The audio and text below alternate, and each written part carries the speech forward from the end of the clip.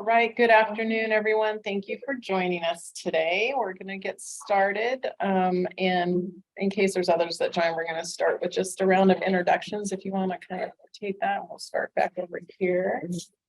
Justin, can we start with you today? Yeah, sure. Oh, wait a minute. We're on mute. Can you put it back for a second? Yes. Yep.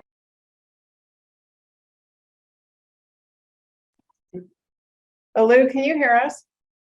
Yes, I can. All right, thank you. Okay, back to you, Justin. All right, good afternoon, everyone. Justin Vargas from Assemblyman Juan Allen East's office representing Assembly District 22.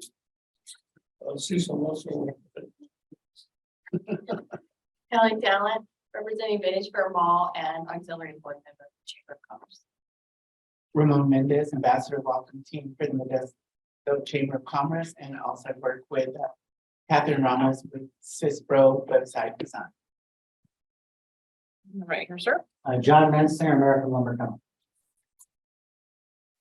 Rich Christensen, President and CEO of the Modesto Chamber of Commerce. Stephen Qualls, League of California Cities. Zad Rocha with Modesto And then anybody with the Tuolumne River Crest. and then Hillary Beardsley with the Tuolumne River Test. And Alou. Alou Ceballos, Community Engagement Specialist for Golden Valley Health Centers. Great, thank you. All right, your meeting, sir. Okay, so John and Michael were not able to be here today, so I'm going to be your guest host, I guess.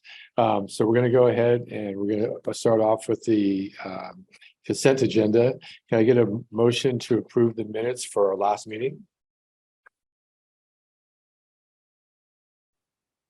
They were all here, kind of down to them. I'll make it. Okay. Okay, I'll make the motion. Can I get a second, please? Cecil says second. All in favor say aye. Aye. Oppose? Okay, abstain? All right, great. Thank you very much. I appreciate that. Okay, we're gonna do our report outs. Do we have anybody from the city of Modesto here? Anybody from Stanislaus County? Okay. District 22, I think you're on the floor. All right, thank you. Yeah, so really important being here today, especially for us. We have a lot of things coming out of the Capitol. The first and most significant, I think, is our first bill to be passed through the Assembly about a month or so ago. Assembly Bill 1467, the Nevada Youth Sports Act, has now passed through the Senate and is actually on its way to the governor's desk. We're really excited to be getting that done in such a hurry. It's a really important bill, especially to our area, provided the bill is named in memory of a young girl not too far outside of our district who lost her life in a tragic incident revolving around youth sports and revolving around what the bill entails. So we're really excited to get that legislation passed. We saw a lot of other victories, especially in the realm of public safety, not necessarily from our bills, but the work that we did to stop some of the bills that were on the extreme end of things, like Assembly Bill 742 by Assemblymember Corey Jackson, ending the use of police canines for the purpose of apprehension and crowd control. That bill was pulled from being voted on, pulled from the call. So we will not be seeing that bill for the remainder of the year. The other being Assembly Bill 93 by Assemblymember Bryan, which would end the use of consensual search by officers throughout the state of California, something that would really just take another tool away from our law enforcement keeping us safe. On the other end of the spectrum, the Valley did not have a great day or great week last week or two, especially when the Assembly origin deadline came about. We saw the pretty extensive bureaucracy put into like the San Juan Air Pollution Control Board, which we were rather disheartened to see. Some of our water rights are under attack. I wish Deanna, right? Dana. I wish she was here to talk about some of that was going on because she's the water expert. But we're hoping to see those bills did not make it through the Senate or hopefully vetoed by the governor. We're going to keep fighting hard for those issues, even though those bills have made it out of our House. The last thing I wanted to report is, our keynote bill for the year was Assembly Bill 335. It was a study bill helping pretty much commissioning the Little Hoover Commission out of Sacramento to run a study regarding retail theft and the effects Prop 47 had on retail theft and the loss and damages exposed that businesses have been exposed to throughout the state. That bill unfortunately died in the Appropriations Committee a few weeks back. However, we have been working behind the scenes with a number of legislators to actually find a way to revive this effort. So you'll see it in the next coming days. We'll have a press release out, but this is very hot out of our office. We've actually constructed a letter to the Little Hoover Commission to do this study privately, asking them to do it because we think it's significant to understand what's happening in our state in terms of retail theft. A majority of both houses have signed on to this letter already. So I think that really goes to show that despite the politics that certain people want to play in the legislature, there he is. Despite the things, the politics people want to play in the legislature and not wanting to see the truth about what's happening in our state, the majority of the legislature wants to see the data, wants to understand what's happening, especially in the world of retail theft. I think this is really significant, especially showing the Westfield Mall in San Francisco is actually just they're giving up their rights to the mall. They're looking for a new management company to oversee that facility, and the main reason being retail theft. It's really fortunate to see, and we just want to get to the bottom of it. And we hope that this letter really reinvigorates the fight that we're going on. Thank you. Yeah, I was gonna say, any questions? Just talk to me a little bit about that Hoover Commission. Yeah, absolutely. The Little Hoover Commission is a nonpartisan think tank in Sacramento. They're wholeheartedly considered the most unbiased, down the middle, objective group in Sacramento, and they do they're commissioned for a vast amount of these studies and data to help the legislature understand some of the effects of different policies throughout the state. So yeah, the Little Hoover Commission, they do a great job. They do a great job. They are considered by both sides of the aisle to be the most well reputed group in Sacramento. Any other questions? Not saying I have one. So are you talking about, you said there's interest in the legislature, both sides of the aisle. Is there a chance that there will be a bill that will be gutted and amended that would be brought back? Or are you just going to do the study and then wait till next year? So that I'm not certain of. That's something that they call jailbreaking a bill, which is effectively taking a bill that's already passed to the other house, re-amending it, and pretty much gutting it, re-amending it, turning it to a whole new bill, and let it try and pass through that house, come back to the assembly and try again effectively. I'm not sure if that's a route that's being taken at this time. I just know that the large majority, I think 85 legislators in total have signed on to this letter. And so there is overwhelming support for it. So whether that's a route that's being considered, I'm not sure. Okay, thank you. So I see that Kirsty just joined us. Do you have any questions? Were you able to hear the representative's report? Yes, I have no questions. Thank you. Thank you very much. I appreciate that. And so we just had some new people come in. I believe that, would you like to do a report for us? Yes, Kristan Santos, Congressman John Duarte's office, and joined by my Madera Fresno colleague, Joshua Babcock as well. I know I've been seeing some of you folks less. I've actually been covering Merced County mainly, but I'm covering for Gavin Klein this afternoon. We've had an extremely busy week in the House of Representatives. Congressman John Duarte is proud to be a co-sponsor of the American Dream and Promise Act. This is a bipartisan bill that would grant DACA recipients a pathway to American citizenship, given that they have been residing in the United States for at least 4 years and have work authorization. We're also co-sponsors in the bipartisan immigration bill with Representative Salazar of Florida and Representative Escobar of Texas. That's going to be called the Dignity Act. That would create multiple pathways for legal permanent residents, mainly the Dignity and Redemption Program. So the Dignity Program be a 7-year program that would enable applicants to have an opportunity to pay back taxes, get a social security number, get a work authorization. Some of the restitution funds, I believe it's $5,000 over 7 years, would go into a fund specifically for workers. And once they complete that program, there's another program called the Redemption Program that will follow the Dignity Program, which would be a pathway to legal permanent residence, known as a green card. And that's given, the prerequisite for that is completion of the Dignity Program, but also rather than the E-Verify mandate, which we felt necessitated our no vote on HR2, which was several weeks ago, it would be replaced with a CAW, a Certified Agricultural Worker Program. This would be a work authorization. This is a non-immigration visa at this point, but a registered federal guest worker program would be specifically helpful for the agricultural and construction industries that we have in our valley as well. Regarding some of our committee hearings, it's been very busy as some of the business from last week was pushed to this week. We had full committee markups on the Natural Resources Committee. We're, I believe, signing on to the Forest Management Act with Representative Tom Flintoff. We also had some bills on the Water, Wildlife, and Fisheries Subcommittee regarding some Western Caucus priorities regarding the relationship with the Bureau of Reclamation and some Western water storage projects in the Colorado River Basin and other places. And we also had a hearing yesterday with the governor of Wyoming and Governor Kristi Noem of South Dakota on HR 3397, which we're a co-sponsor of.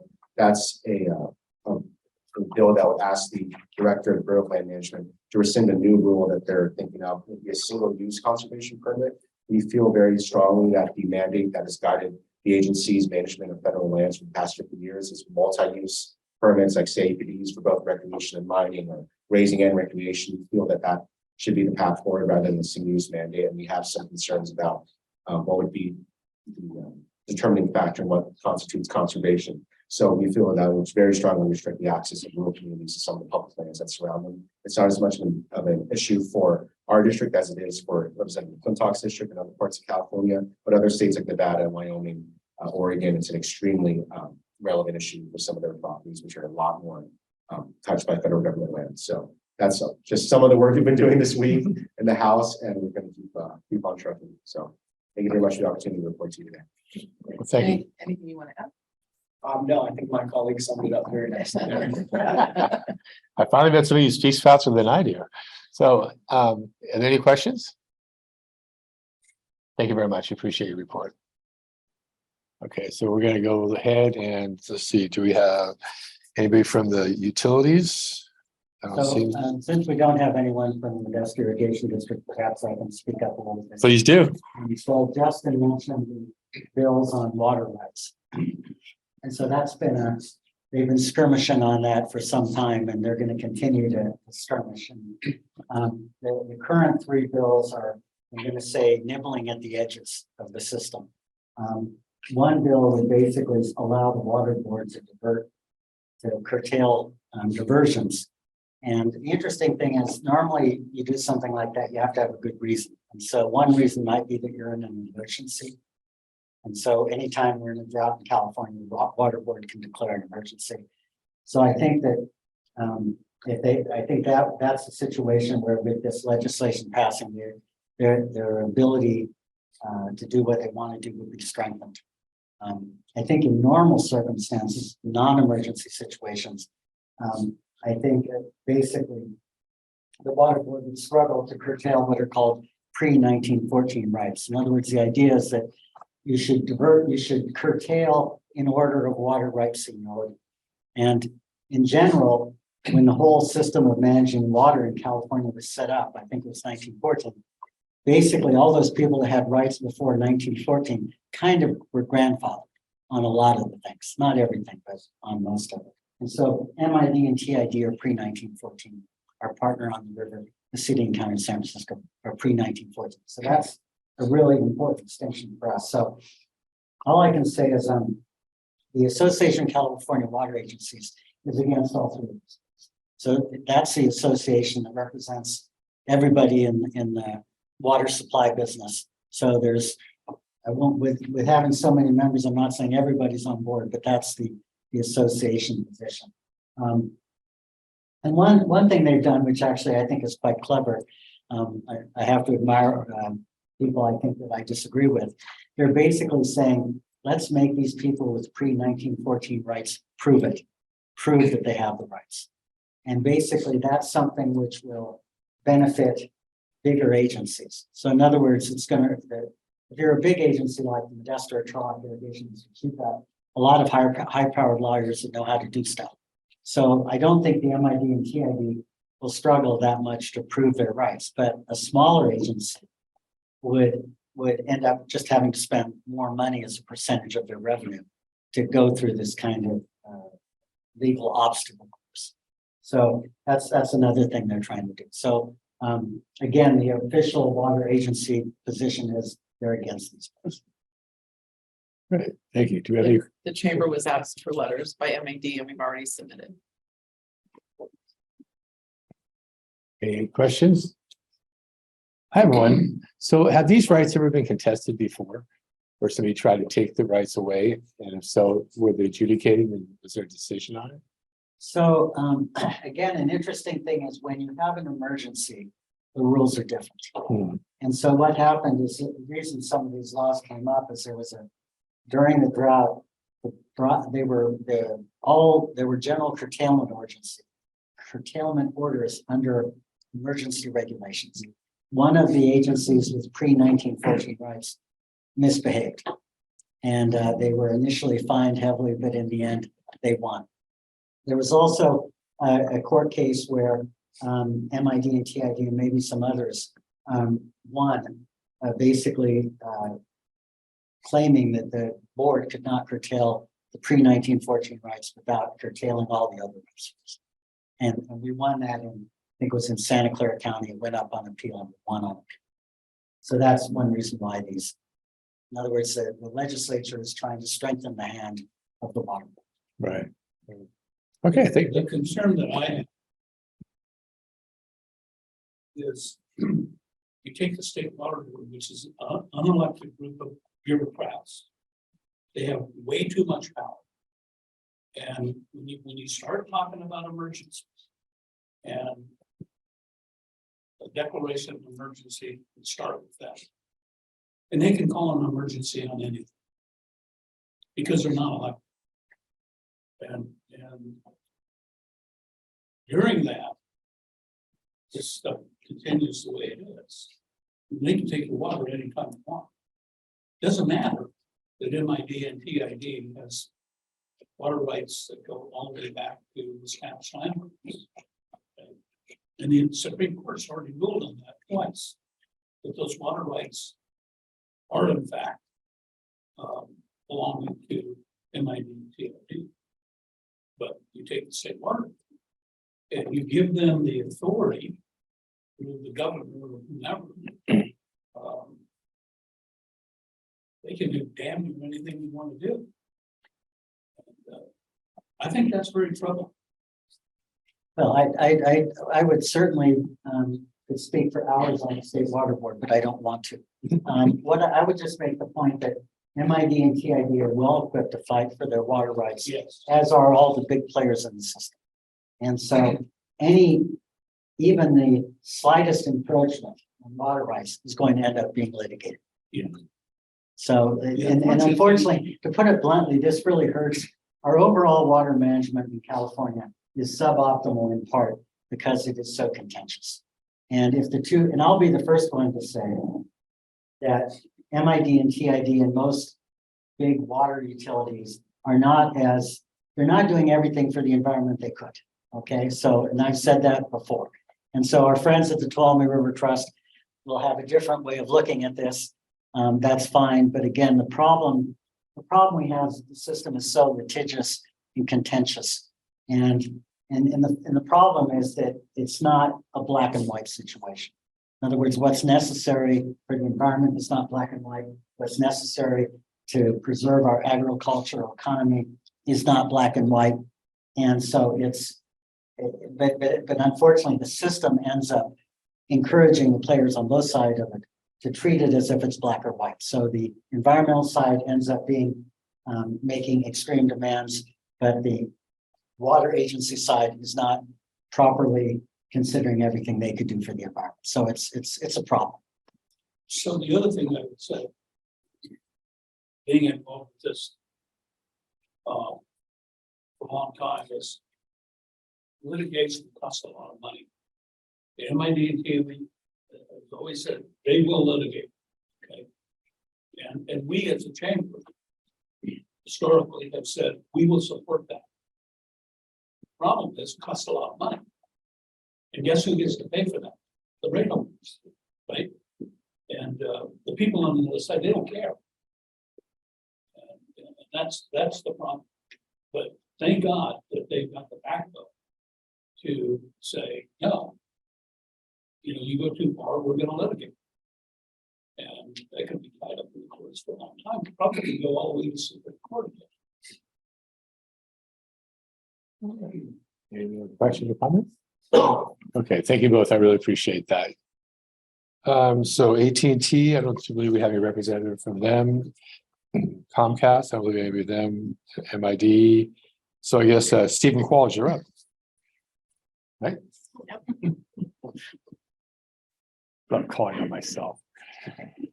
Okay, so this report is a little past due. I apologize for that. As you know, there was a budget agreement yesterday. They did it with the nick of times. They could still get paid. But again, there's a whole lot of talking and negotiating to go on. There'll be trailer bills and things like that they'll look at. Some of the things that the governor is concerned with. The governor wants to cut transportation funding by $2 billion. The legislature feels like that's defeating all of our climate changed goals and all the stuff that they've done with the different transit up and down the state of California. So they want to keep that money in there, and they're going to transfer 1.5. I saw 1.1 in the paper. My lobbyist tells me it's 1.5 billion from the cap and trade over into this. Yes. Well, my question is, is that 400 billion? No, so yeah, it's an M obviously because it's So 2 billion. Yeah, where is Base Train in this transit funds? they already got their 500 million. Remember? They're part of the 500. No, they already got their 500 million back when Anthony Cannell and Adam Gray worked out that deal to be able to bring them. So that's the 500 million is for that. There's no additional funding as far as I know in this. From what I understand. The funding that they've already approved for Base Train is safe. Yes, as far as I know. Okay, and then they said they got 400, as Cecil brought 400 million. I apologize for that. Misplaced just a couple of decimal points there. And then the rest is going to head down to Southern California. The budget extends the HAP program, which has to do with homelessness and funding for 2 years. The League of California Cities has been pushing for ongoing funding for the last couple of years. Unfortunately, we haven't been able to get that money. The problem is, cities and counties set up these programs and they have no assurance they're going to have the funding to continue supporting them. CSAC is pushing for more funding for what they call an at-home program, and but that's not gaining much traction up there either. As far as ballot measures, the California Business Roundtable, I told you before that it has qualified for the 2024 ballot. That's one that's going to make it much harder for. It would require cities and special districts in the state to get voter approval for all new fees and taxes and extending existing fees and taxes. If you were to put a ballot measure on a ballot, you could not put an advisory, which we know has helped a number of cities to get ballot measures passed. All new taxes and fees would have to have sunset dates on them. And if you passed a new tax after January 1st of 2020, it would have to go back to the voters to be approved by them. There's also what they call the Upland decision. The Upland decision said that if a ballot measure, an initiative is placed on the ballot by the citizens, and it's a special tax, it only requires a 50% plus one vote. That would change it back to where it's just as is. If for cities or counties put a ballot measure on, it would have to be 2/3 the vote. So I will be coming to the chamber for support with that. We just set up a campaign committee so I can actually speak publicly about that. AB 504. So this has to do with what they call the primary essential workers. So we're currently under the essential workers are defined by PERB. So currently they're not allowed to engage in a primary strike. And this bill would allow them to do what they call a sympathy strike, which means they wouldn't be able to cross over a picket line. This is all essential workers, is police, fire, and anybody who's considered a essential worker, even safety worker, emergency workers, and things like that. So we're opposed to that. I'm gonna go just, other ones are just updates as where they've crossed over to their house. AB 557 allows if they're currently, if there's a declared emergency, there was a deadline of sunset of January 1st of 2024 for cities to be able to meet virtually for their boards and committees, that this would rescind that the sunset date on it. 817, what this says is that the decision-making advisory committees and boards would be able to continue to meet virtually without having to notice their locations. This is a new one that I just brought up to you. I just brought forth AB 825. So this would prohibit cities from prohibiting bicycles on sidewalks if there was not if it was not adjacent to an existing bike path. It also established a 10-mile-an-hour speed limit. We're concerned about that with all the sidewalk, dining that we have now. And also, you've got your scooters and stuff on the sidewalk, people who are, have disabilities, things like that. So we would not be able to prohibit that. And we have just concern with that. We haven't taken a position. That's over in the Senate. AB 1637, all government agencies would have to change their domain names to .gov or ca.gov. This could be very expensive for cities to do so. So we're opposing that one. SB 252, is the one they want to divest from fossil fuels. SB 329. This is actually really popular bill. It's on the governor's desk right now. This would change the way that city council members' salaries are created or determined.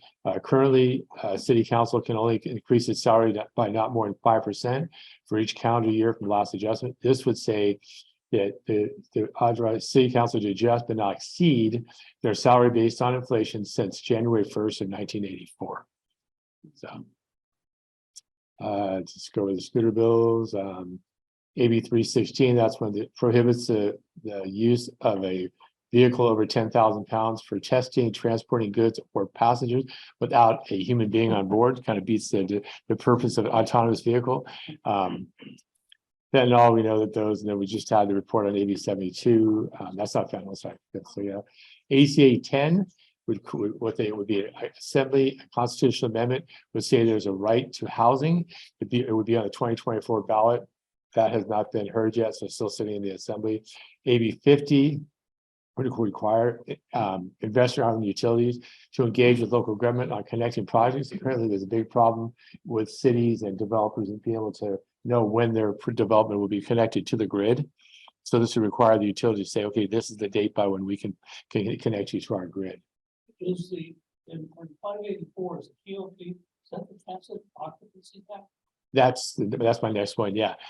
So what this would be. Want to use some of that now for housing, not for what it was intended for? Well, okay, so this is a statewide TOT. So the statewide TOT, yeah. So be on top of any TOT that existing cities have for short-term rentals. But it doesn't affect cities.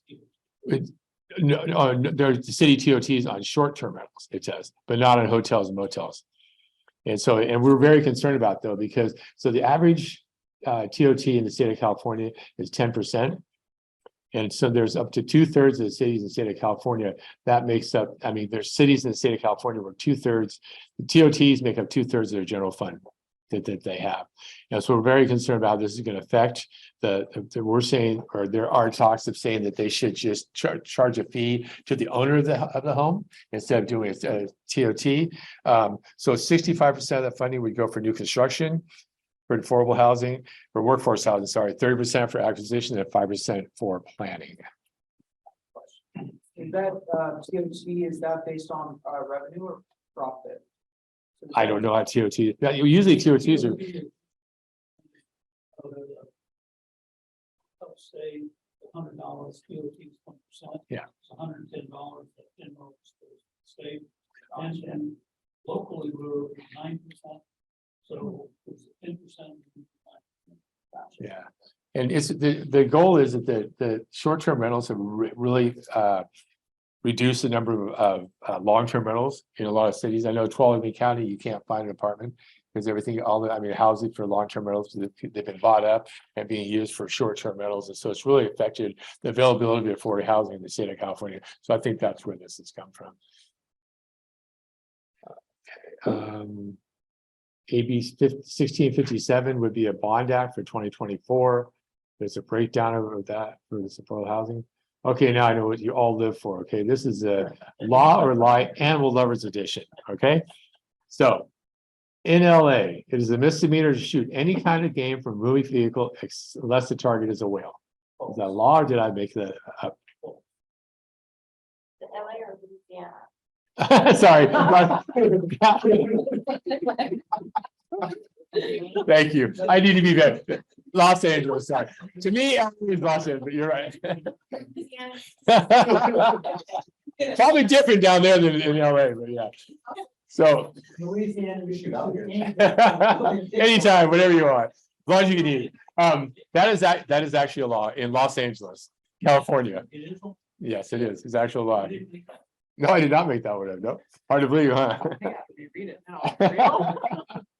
So in the city of Napa, organic winemakers are forbidden by law from removing insects or their larvae from the grapes before processing. I'm gonna say that's a lie. Yeah. It says a lie. You're right. You caught me.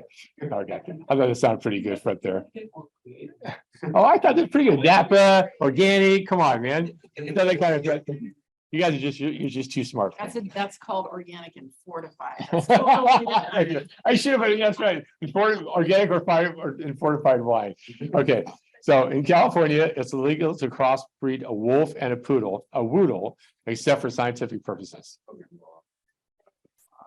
No, that's one I made up. See, I'm not that bad, okay? Pretty damn creative. That came from, last year we rescued an Australian Bernedoodle. And they're just the best dog you ever have in your whole life. So that's where I came up with that one from. So gotcha. Australian Bernedoodle. So Bernie's, yeah, she's just very too smart. And she's only 2 years old, so she's a teenager trying to get attitude. That looks like. Yeah, she is a cutie. I actually have a picture of you show.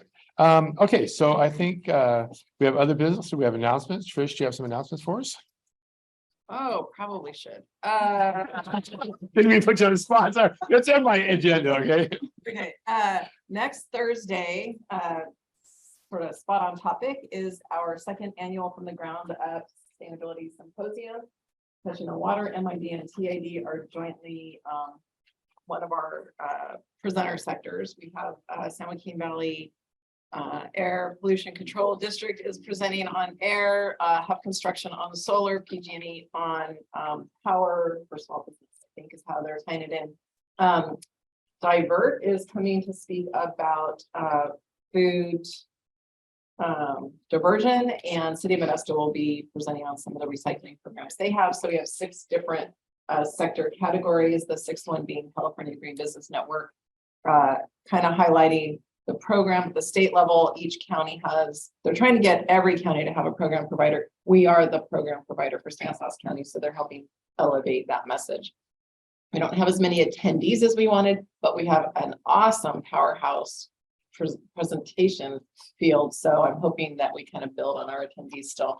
The messaging is going to be amazing. And the following week on Tuesday, which I believe is the 27th, open to all, free event, member or not, we are having a regional multi-chamber mixer. We are doing this co-hosted between the Modesto Chamber of Commerce and Kaiser Permanente. The other chambers present, see if I can get them all, is Tracy, Manteca, Ceres, Turlock, Patterson, Wesley. Did I see them? Yeah. Lodi is our farthest coming one. There's 9 others in total. I got to 6. That's a pretty good group. So there's 10. Riverbank, thank you. Escalon is coming. Oakdale is coming there. I think we got there.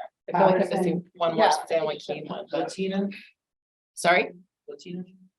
No, they have a conflict. I'm still nudging them to send volunteers to do it.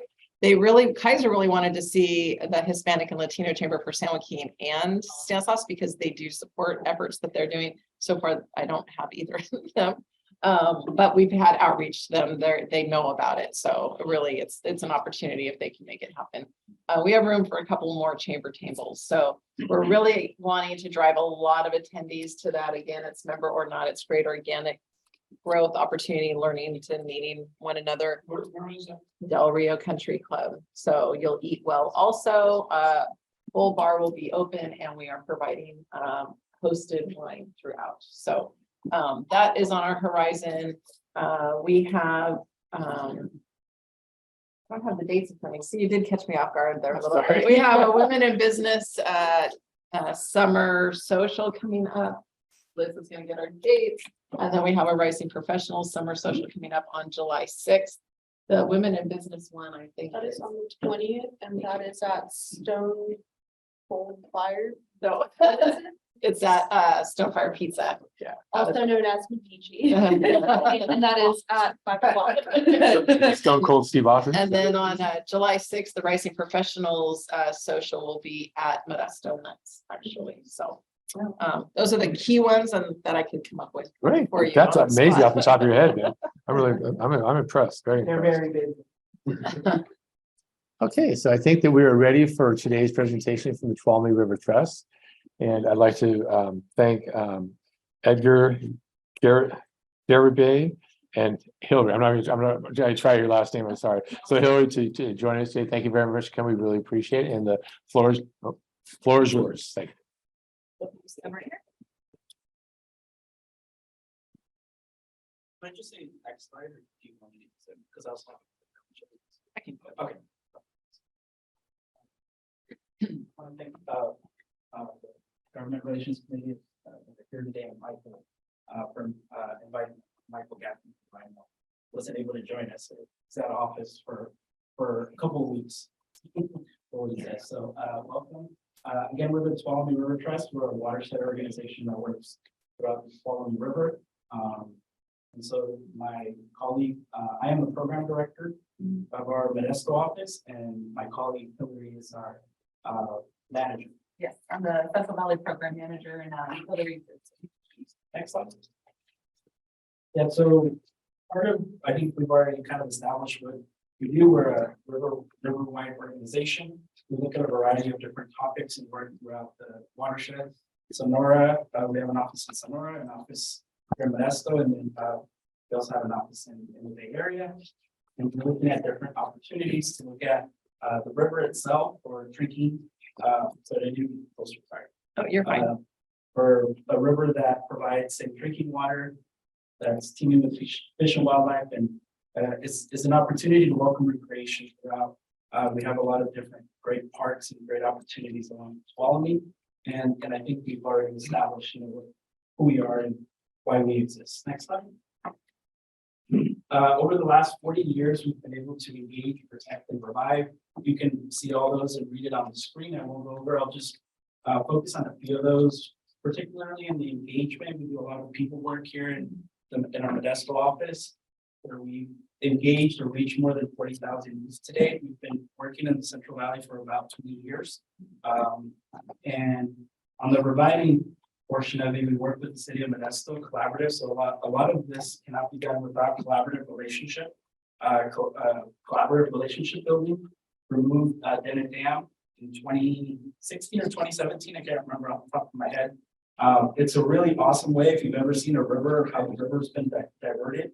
It was a really cool project that we worked with the city of Modesto. We worked with an organization, River Partners, to acquire a property of 2,000 acres where the confluence or where the Tuolumne meets San Joaquin. It's in the process right now of being turned into a state park. So it is in that process. So we don't have anything here locally other than Turlock Lake, which is currently not open at the moment, but our closest state park is Coswell, which is in Ripon, I believe. And so Dos Rios is on its way to becoming a state park. There's going to be a lot of cool things too that hopefully all as a community and including the chamber can come together and look at what kind of state park, what designation we can give that, whether it's recreation. There's a lot of different opportunities to look at that.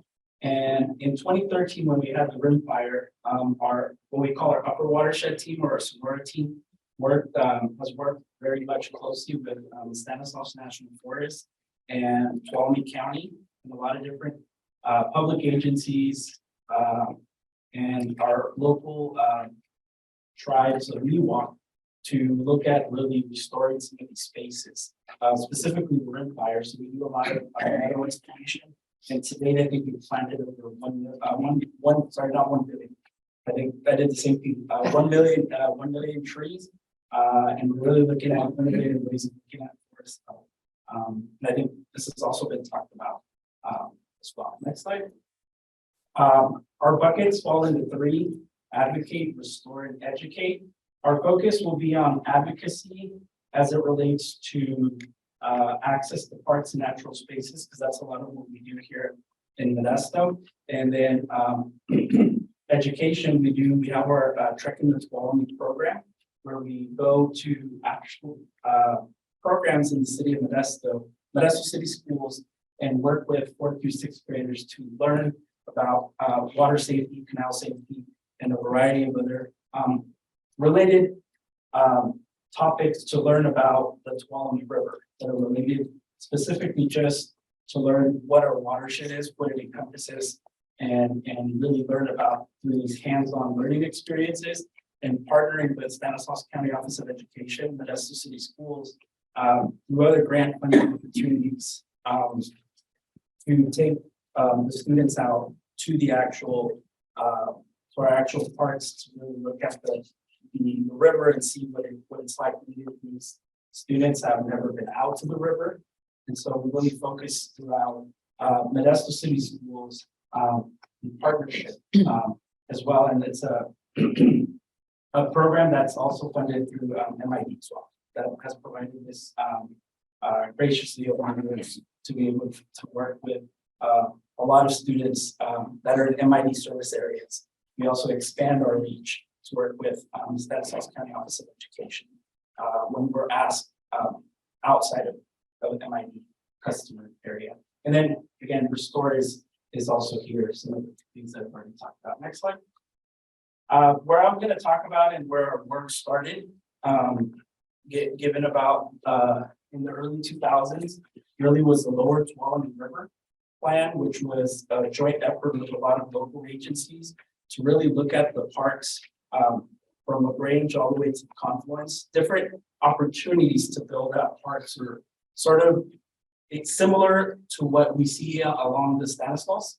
So you see these little pearls, of parks that you see exist today that start at LaGrange and go down to Waterford, Foxborough, Houston, Ceres, and really the jewel of this area is the Tuolumne River Regional Park. That is an effort led through a joint power authority with the city of Modesto, city of Ceres, Stanislaus County. It is 500 acres, 7 river miles, and the city of Modesto oversees this park system. Next slide. So you'll get a chance to see what this looks like. This is a rendering of the master plan, which was in 2001, 2002. It has its challenges. And so some of that is just providing some demographic data from the Town Virus Screen, which is a tool used by California Environmental Protection Agency. We just pulled some data from the census tracts in West Modesto, South Modesto, downtown, a portion of downtown in your neighborhood, and some of the demographic data. You can see it's predominantly Hispanic, Latino, or Latinx communities. Why is that important? Well, so it's just demographic data showing, and then I'm going to list out some of the challenges. It's just stating what we see in and around our parks. And can we go to the next slide? It's just saying that there's predominantly a lot of social issues or social challenges that come within these communities where the parks are located. That's all that is. And so the population estimation is 41,000 people live in and around these areas. And we have the census tract. So what this just highlights are the different challenges that are showing up in our park system. But at the same time, we have opportunities that arise. Could you go to the next slide? That has led to some of these efforts around our park equity program. And so with COVID, long story short, we were able to develop in the airport neighborhood a safe routes or park equity program to start to work with the community to revive these park spaces. And so we worked with I know it says the Airport Neighborhood Collaborative there twice, but community-based organizations, the city, and other community partners, virtually while COVID was happening. And we developed, 2 park plans. If you go to the next slide. Was one of those meant to be West Modesto Community Collaborative? No, this was separate. So this is just in the airport neighborhood and then the West Modesto Collaborative. If we can go to the next slide. So this is where we came. So we came together with the community. This was pre-COVID in 2018 where we looked at that specifically. So we came up with 3 goals and we're constantly looking for funding opportunities to engage with broad stakeholders. But we really looked at 3 main goals that we're looking at this for our park equity work. This is where we really got started, and then I'll head it off to Hillary, who'll talk about our park youth committee and where we're going with all of this. So as you can read from the goals, there's safety, there's activities that we want to be able to bring together, as well as a variety of different activities, and improving a lot of the infrastructure in and around them. And you may say, how is that important? As we build and we say, and we've said that, and even the city and the county have said that this is a jewel of our community. It also, how can we build a lot of these efforts that are community that can be for the community, and at the same time, how can this be an economic driver? This park system, as you all may know and are familiar with, the downtown master plan has the Tuolumne River Regional Park as a destination. And as we look for, and if we just go to the next, the final slide, and then I'll just read this next slide. It's just an opportunity for all of us to engage basically civically. The city of Modesto is undergoing the regional master plan. And it hasn't been updated since 2001, so it is an opportunity for us to engage. It's also similarly on the same tracks. They're also utilizing some of the funding from the federal government that we were able to, I think it's the CARES Act funding, to also do an economic study on the river, on the river itself, or the park system.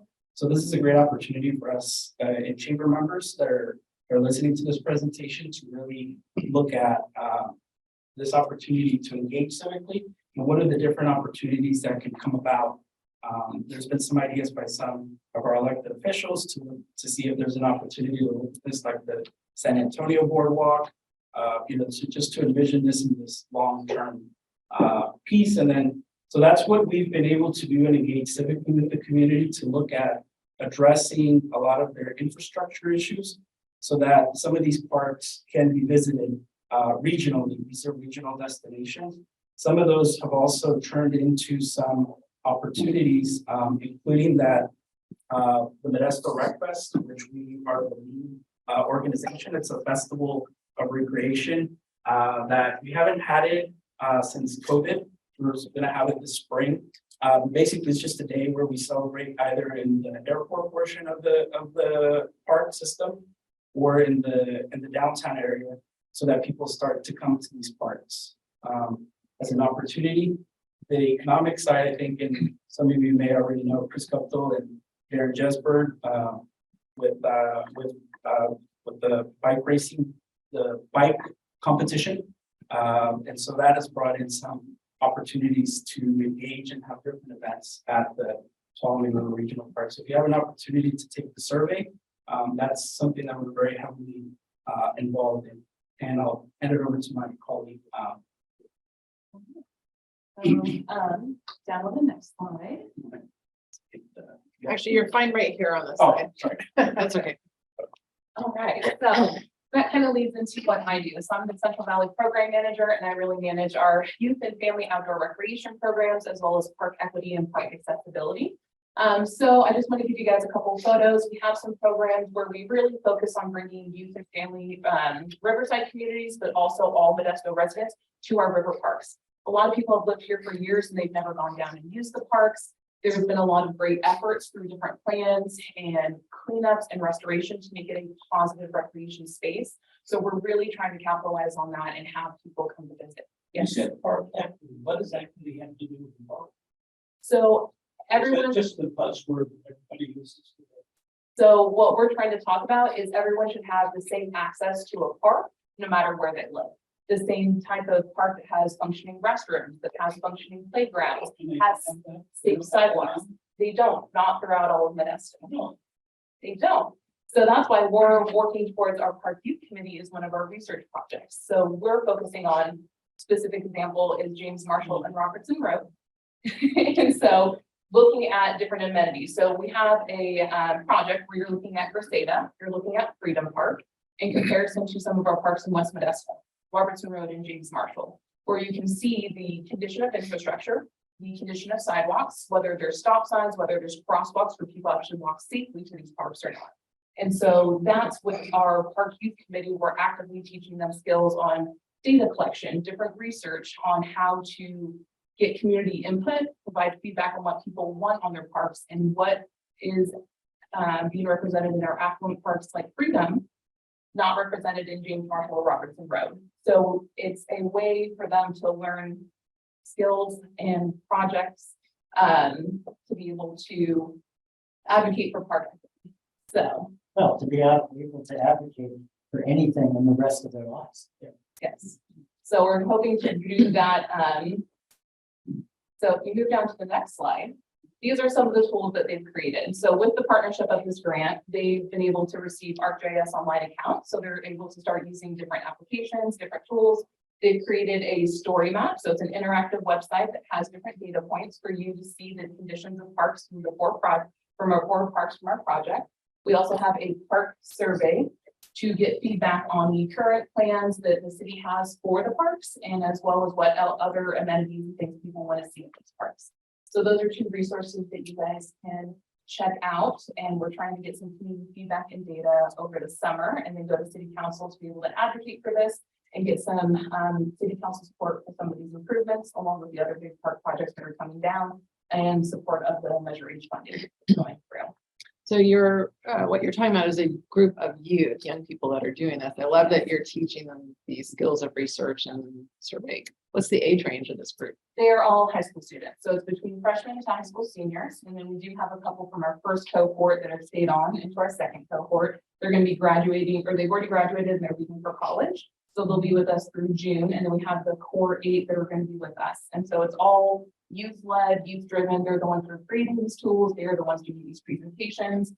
We actually had a first community presentation at the West Modesto Community Center on June 9th. And so they were able to share about it, get feedback, and try to hear what people want to see improvements for their neighborhood. So the same group that presented to council a few weeks back. Different. That one was the youth commission. So that was different. Group. Yes. Okay. So Parks and Recreation neighborhood, Ashley Weaver helped facilitate the youth commission, which is a city-based one. We are specifically working on park equity and it's a separate high school youth group, but we're trying to have some collaboration for this next year that's coming up with the youth commission. So we'll be starting in the fall. So will this, Great mentorship. the story map and like that, would those tell you, because I know that, so some friends of mine started a pickleball tournament in Modesto, and I didn't know that the lights at Fire Park had been off since 2009. Because they can't afford to have the lights. They were saying it's also why a lot of the bathrooms are closed. Yeah. Does that tell you things? Will that tell you what parks have operating restroom, water, drinking fountains, infrastructure? And that's what we're hoping to do. So this is a pilot project where we're hoping to use this model that can be used for all parks. So we use one of the tools, it's something called Quick Capture. I don't know if anyone's used it. It's a tool for ArcGIS Online. But it's a photo mapping tool. So it's specifically for Modesto for our project where you can go to a park. You can look at the condition of the infrastructure, whether there's restrooms, the playground, if there's an error or like not an error, but like an issue, broken sidewalks, if there's a lot of paraphernalia that's left on the ground. So we're hoping to be able to expand this citywide so people can start to use these tools to check the current status of these amenities because a lot of them, as we've seen, are closed down, like bathrooms are closed, they're non-functioning or just infrastructure repairs,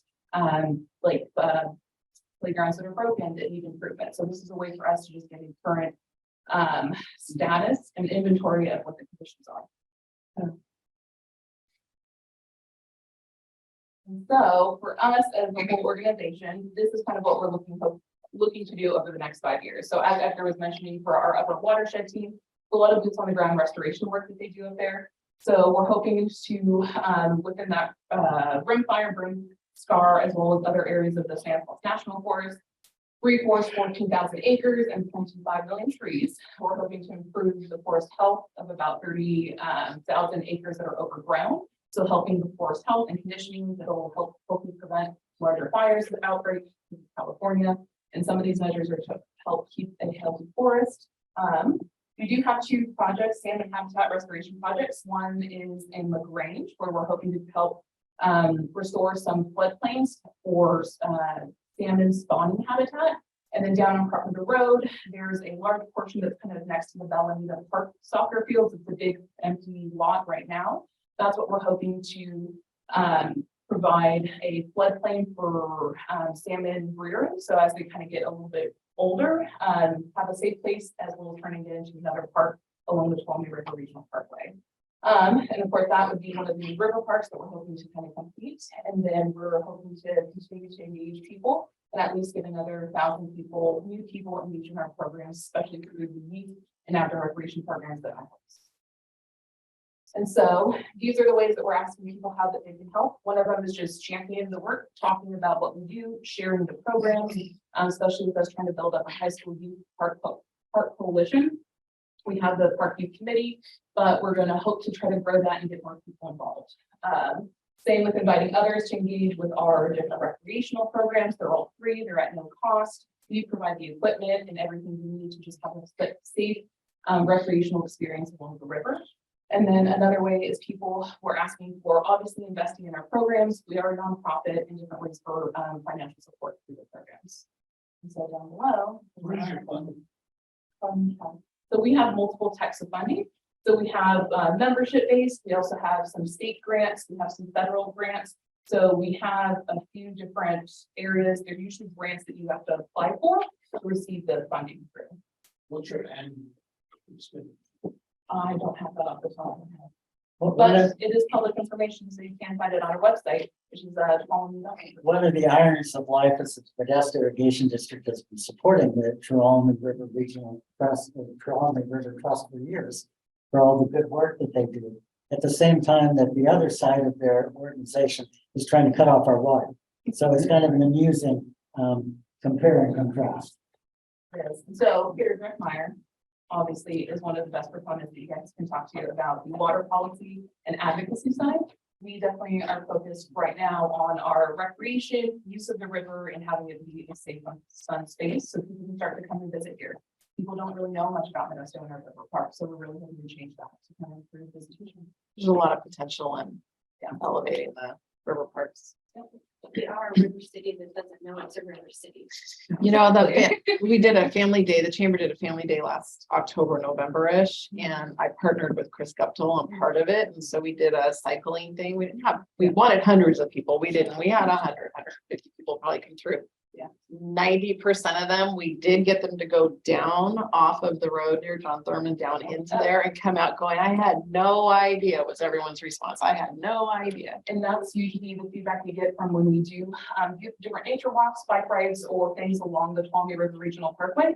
People who lived here for years have never been there. And kids, this is in your backyard. And it's Don't pretty have- down there. There's already some build out down there. There's a lot of stuff. They work great for cleanups, the restoration, the mountain biking trails. So there's different types of recreational use that I think it has so much potential. We're just trying to share it with people so we can start to have positive recreation to kind of combat some of the issues that we do face a lot on.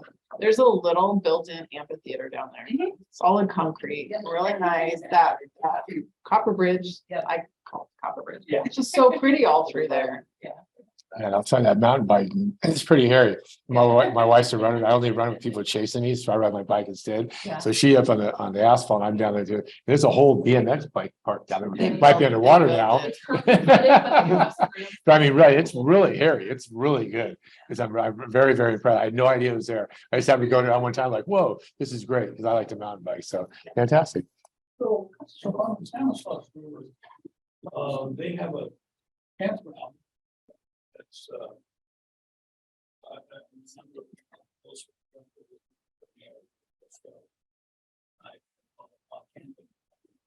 in this park, there are no plans for any kind of parking or camping. I'm sorry. Yeah, that's actually perfect. Am I going back? Where's that? Go back to your model here. Yeah. Tell me when. Oh, wait, down one more Yeah. to this one, or do you go to that? Oh, to the map of the, This is the map below. it's further up. Yeah. It's further up. There you go. Yeah, where is the champion? So there isn't currently anything at the moment. No, the long range plan, where would that be? Long range plans, the city, the Citizens Advisory Committee, has proposed that there may be some right here. in Legion Park, some potential day use and, overnight as an opportunity. But that also could be part of, that's also why the city's doing a survey. Would that be on the Right here. Surrey side or the? No, this would be on the Modesto side of the airport neighborhood. That's what, Which side of the, The north the side. north side of it. where the airport is? Yeah, with the Yeah. airports. That's where there has been some conceptual discussion, but again, that's just at the Citizens Advisory and Commissioners. But it was just more of a discussion. The survey will give you an opportunity to say if that's something that you prefer, that. So it's just a thought. It's a thought. Yeah. And the economic development side of that will probably explore that. That's my guess. And I'm part of one of the city supervisory or forums, I think it was end of May. So I would encourage everyone here to, I don't know if you can put up the QR code and they can go right to it. But go to that survey and because they're looking for how would we utilize that area? Personally, I would kayak. I would love to say that I would bike, but Yeah. I'm a little bit more passive in my exercise. So, but when I was at that forum, it was interesting because not all uses were really being put forward. So I would really encourage you to share that QR code and go and just spend a couple of minutes talking and just, let them know how you would like to use it. Not how you're using it today, but how you would like to use it. Because personally, I don't kayak down there because I don't even know how to get down there to access the water. The other piece of that I thought was really interesting, and I don't need to, over talk or, I was just there as a participant to the forum, but they were talking about the campsite. There is nowhere to camp along that Tuolumne. And if you have any kind of RV, I don't know where you live in your community, but everyone in my community has that. If it's summertime, their RV is on the front and they're ready to go. It is weekend warriors, right? They're looking for those KOAs.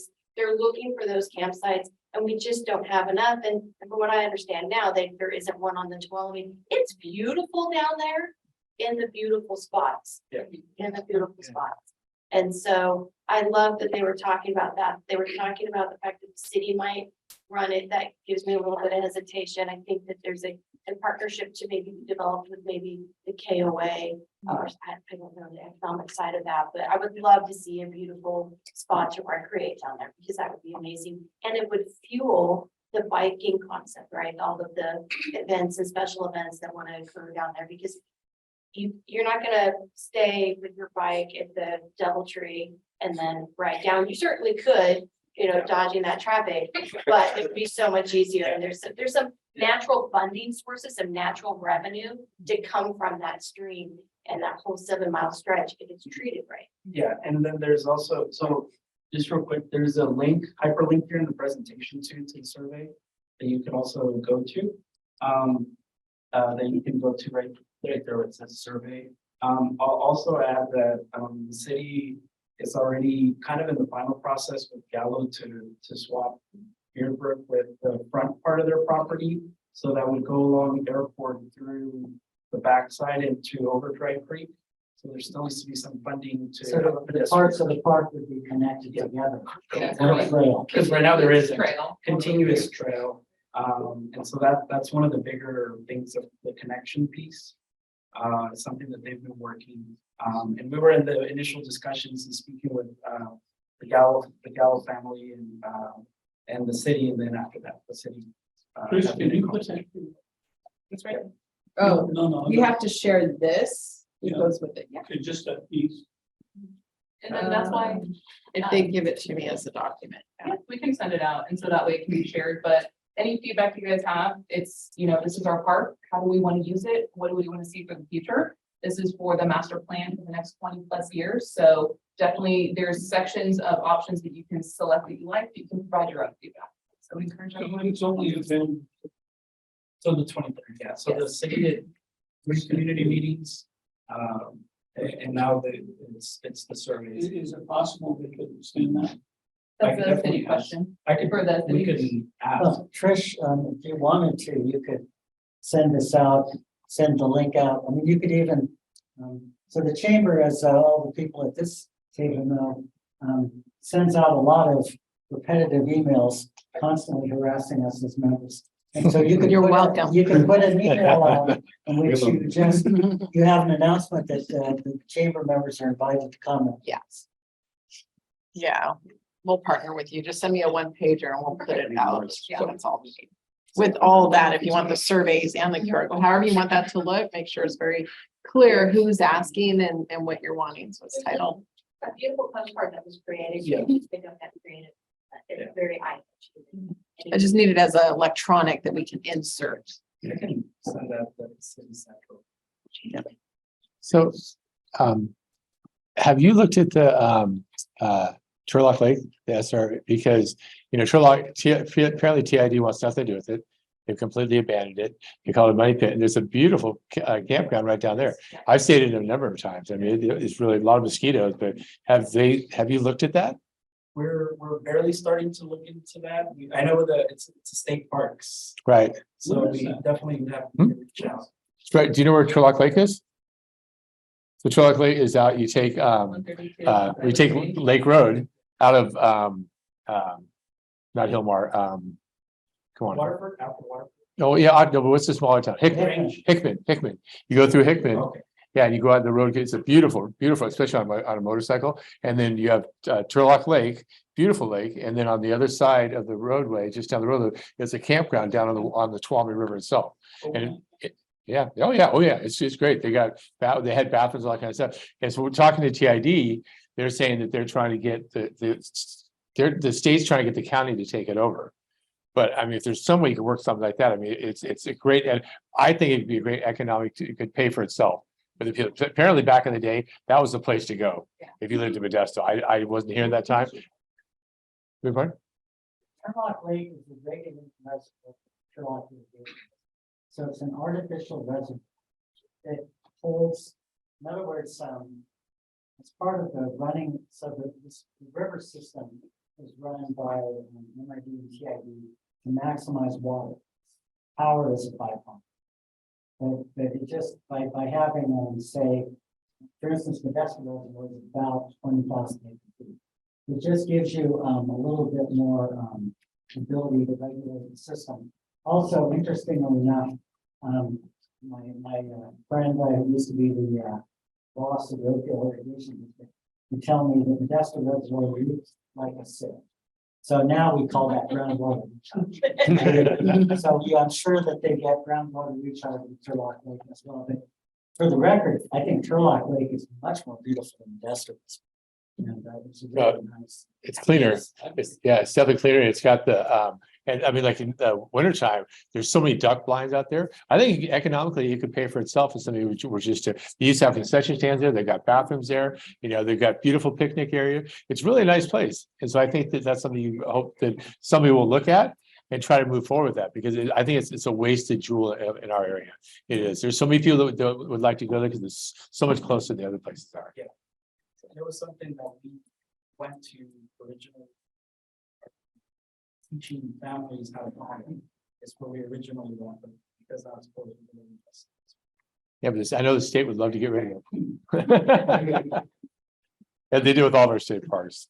So are there any further questions? All right, well, thank you very much for coming. We appreciate you guys. You did a great presentation. Okay, so our next meeting, I don't know, do you have a date for our next meeting? 3rd Friday of July, which will put us on the 21st. Okay, so our next meeting will be on July 21st. Do we have a speaker? I'm really putting you on a spot here. Yeah, I don't know. We want a speaker. Well, never really has that. Yeah, so anyway, but and is there anything further for the good of the order? We're good. Okay, I want to thank you all for coming. Please encourage your friends, family, associates to come and join us. We have these great lunches that have been provided lately by our sponsors. And again, thank you very much for our speakers.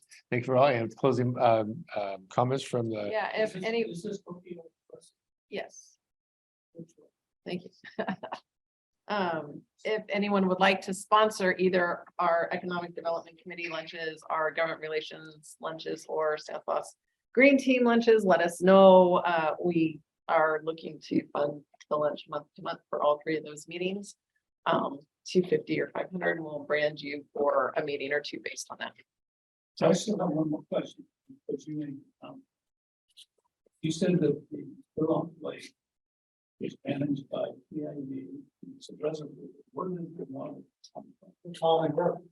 In other words, it's the main TID canal is diverted in the Grange. So it would flow from the Grange to that regulated reservoir. Go out and try it out. I think you might be, you can get in there. So. Back in, I think, March, we did like a day trip and we went out to Modesto Reservoir. There's two lakes there. I don't remember one versus the other. Feels like it.